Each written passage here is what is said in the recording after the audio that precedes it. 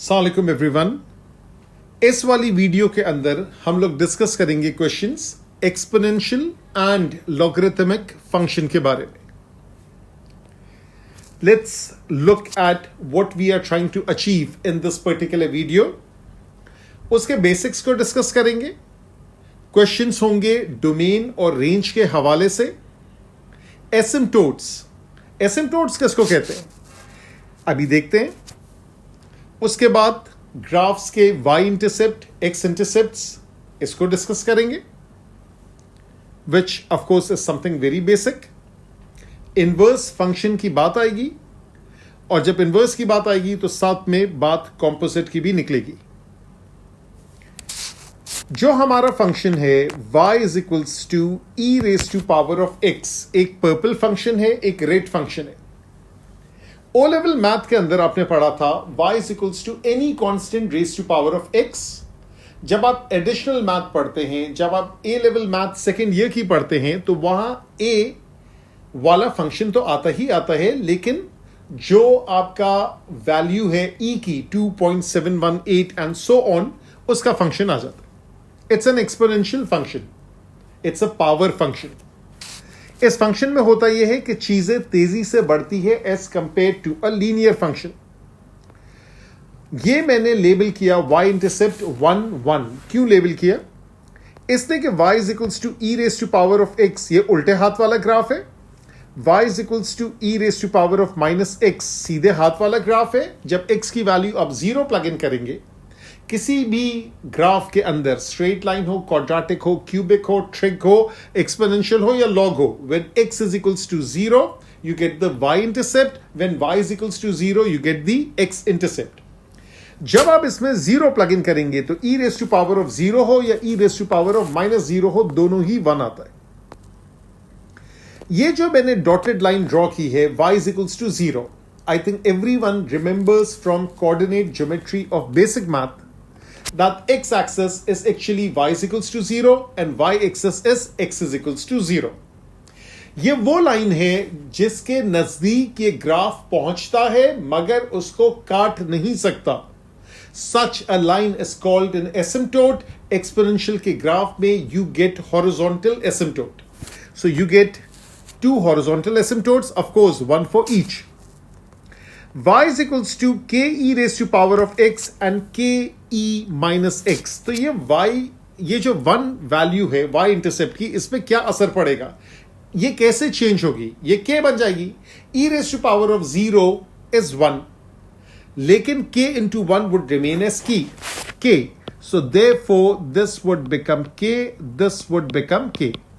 इसका मतलब ये है कि अगर मेरे पास है y is equals to 2e raised to power of x, तो when x is 0 y is equals to 2। Similarly y is equals to pi e raised to power of minus x, when x is 0 y would be simply pi। So whatever is the coefficient of the exponential function, that is actually the y intercept। एक चीज तो ये हो गई। अच्छा, इसका कोई असर नहीं होगा एसिम्टोट के ऊपर। ग्राफ ज्यादा स्टीप हो जाएगा but asymptote would remain the same. वो एक अलग चीज है कि जब हम वर्टिकली ट्रांसलेट करेंगे तो ना सिर्फ y इंटरसेप्ट ऊपर जाएगा, उसका एसिम्टोट भी ऊपर चला जाएगा। We'll see that in a short while. अब हम लोग देखते हैं कि इसके डोमेन और रेंज। पहले ग्राफ देख लेते हैं, फिर से हम इस पे आते हैं। जब हम उल्टे हाथ वाले ग्राफ को देखते हैं तो डोमेन में x की सारी वैल्यूज है, और जो y वैल्यू है वो x एक्सिस के अबव है। क्या मतलब है इसका? इसका मतलब यह है कि it could take positive x values, it could take negative x values, it could take 0 x value, but the y value will always be positive, the y value can not be 0। यही same चीज है दूसरे वाले graph में। Therefore that's how I have written. जो दोनों का domain है वो है ऑल रियल नंबर्स, जो दोनों का रेंज है वो है positive y value. Remember 0 is neither negative nor positive.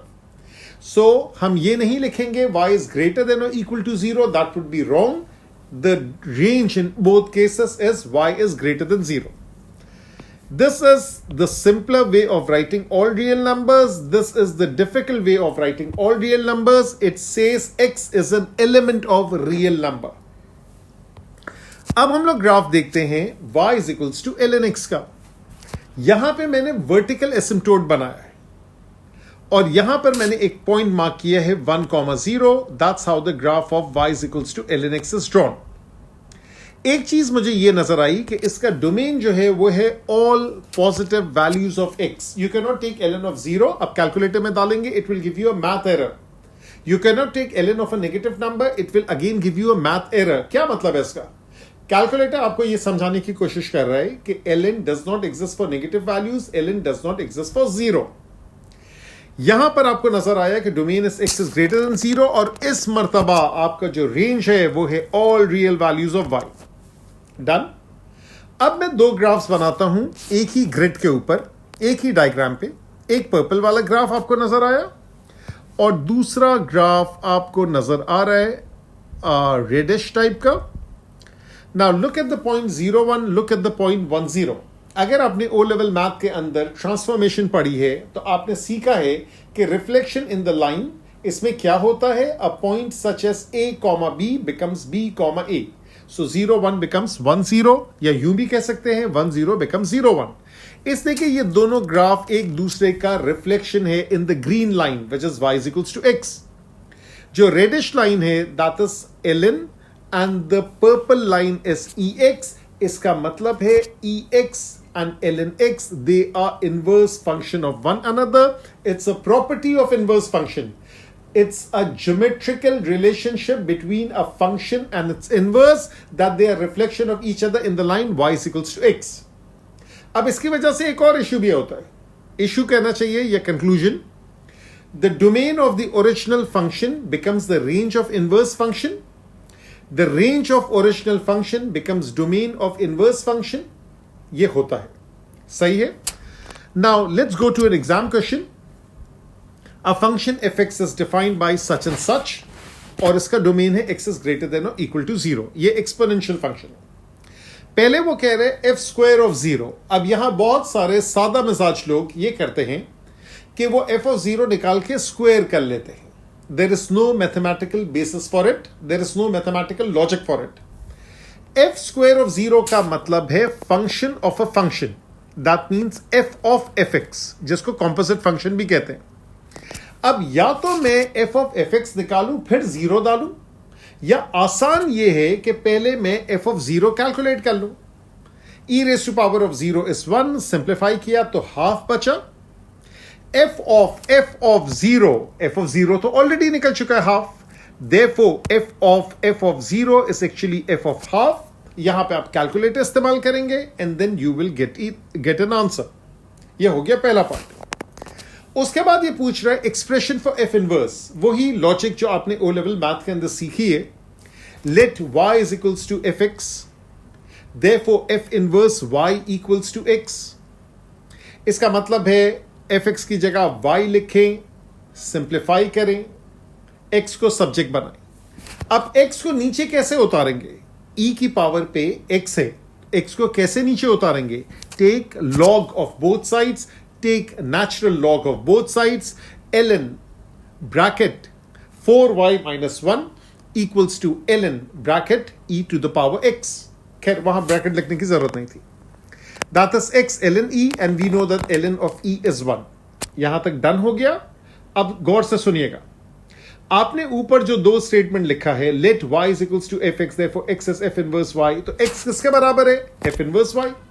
तो वहां पे लिख दे f inverse y। अब हमारी आदत है कि हम सारा कुछ x के टर्म्स में लिखते हैं, तो आप लिखें f inverse x is equals to ln bracket 4x minus 1, game over, you get the answer। अब क्या पूछ रहा है? State the domain and range of f inverse. ये निकालने के लिए आसान है कि मैं fx को जरा बेसिकली तोड़ दूं। मैंने डिवाइड बाय 4 किया तो इसकी शक्ल कुछ यूं बन गई। इसके बाद मैं इसका डोमेन और रेंज इसको मैं स्केच करता हूं। ये ओरिजिनल फंक्शन है 1/4 ex। 1/4 ex कैसे है? वैसे ही जैसे k ex था। क्या समझाया था उधर कि जो भी कोफिशिएंट ऑफ एक्सपोनेंशियल फंक्शन होगा that will be the y intercept. ये बगैर 1/4 की बात कर रहे हैं, लेकिन जब आप उसको 1/4 ऊपर ले जाएंगे तो क्या होगा? 1/4 ऊपर ले जाएंगे तो 1/4 + 1/4 हाफ हो गया, और जो एसिम्प्टोट था y इज इक्वल्स टू 0 वो अब क्या बन जाएगा, y इज इक्वल्स टू 1/4।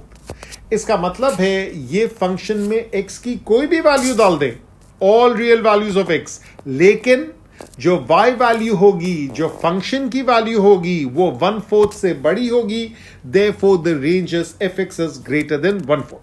अब एक मिनट के लिए पॉज करें। ये सारी मेहनत हमने कौन से फंक्शन के लिए की, हमने की है fx के लिए। उसने किसके लिए पूछा, उसने f इनवर्स के लिए पूछा।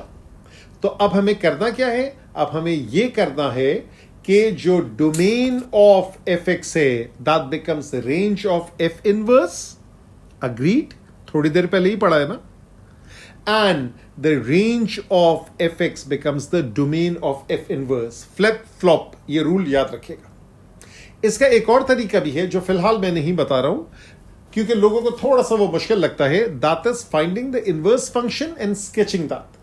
तो आपको पता है कि एक्सपोनेंशियल का इनवर्स जो है वो ln आएगा। ln अगर आपको स्केच करना आता, जो कि मैं दूसरी वीडियो में बताऊंगा, और वो हम लोग डायरेक्ट उससे भी निकाल सकते हैं, but I prefer this method as people find this to be the easy way out. Okay जी, another question, the function f is defined by x is greater than 0, fx is ln x। अच्छा जी, इसका third part तो मैं नहीं करूंगा, the reason being ये अभी हम लोग ऑलरेडी देख चुके हैं। ln x ड्रॉ किया, उसका inverse would be exponential, too easy. State the range of f inverse. अब इसने लफ्ज इस्तेमाल किया स्टेट। स्टेट का मतलब है it's very obvious, wake up and smell the coffee. सिर्फ देखें क्या चीज कहां लिखी हुई है। Range of f inverse will be domain of x, domain of fx, वो तो लिखा हुआ है, वो है x इज ग्रेटर देन 0। हाँ, सिर्फ लिखना तरीके से है कि जब भी रेंज लिखा जाता है, अगर ओरिजिनल का होगा तो fx करके लिखा जाएगा, और अगर इनवर्स का होगा तो f इनवर्स करके लिखा जाएगा। चूंकि इसने पूछा है कि रेंज ऑफ f इनवर्स, इसलिए यहां इनवर्स का निशान डाल दें। ठीक है, फिर से मैं लिख रहा हूं, गौर से देखिएगा। ये fx है, ये f इनवर्स है, यहां डोमेन है, यहां रेंज है, यहां डोमेन है, यहां रेंज है। यहां पे क्या होगा, domain of fx becomes range of f inverse, वही चीज हमने ढूंढी, और range of fx becomes domain of f inverse. ये रूल याद रखिएगा। ये रूल क्यों है, ये रूल इसलिए है because of reflection in the line y is equals to x, a comma b becomes b comma a, domain becomes the range, range becomes the domain। अच्छा जी, the last question, that is the function g and hg, एक composite function दिया है, एक original function दिया हुआ है। इसने कहा gx तो ln x है, ln समथिंग 4x minus 3, और h of g of x is equals to x है। अब हमें क्या पता ये कि hx क्या है, ये कह रहे शो दैट। अब कोई ऐसी प्रॉपर्टी है जो हमें आनी चाहिए, वो ये है कि अगर दो फंक्शंस आपस में एक दूसरे का इनवर्स है तो उनका कॉम्पोजिट हमेशा x देगा। It's a hard and fast rule. f of f inverse x is equals to x, f inverse of fx equals to x। इसका मतलब है जब h of gx x दे रहा है, इसका मतलब है hx and gx are inverse of one another। So hx is actually the inverse of gx, or gx is actually the inverse of hx। आपको सिर्फ ये ढूंढना है, that was the trick। y is equals to g raised to power gx, g inverse y is equals to x। पहले वाले अभी एक question हमने देखा जिसमें एक्सपोनेंशियल से ln कन्वर्ट किया, इस मर्तबा ln से एक्सपोनेंशियल कन्वर्ट कर रहे। यहां पे अगर किसी को याद नहीं हो तो मैं अभी वो रूल लिख देता हूं, वर्किंग देखते जाएं। ln से एक्सपोनेंशियल में कन्वर्ट किया, so therefore e raise to power of y is 4x minus 3। आपने x को सब्जेक्ट बनाया, x को रिप्लेस किया g इनवर्स y से, therefore g inverse x is e raise to power of x plus 3 over 4। That's how the question is done and that's how the video is over. किस rule की बात कर रहा था, इस rule की, y equals to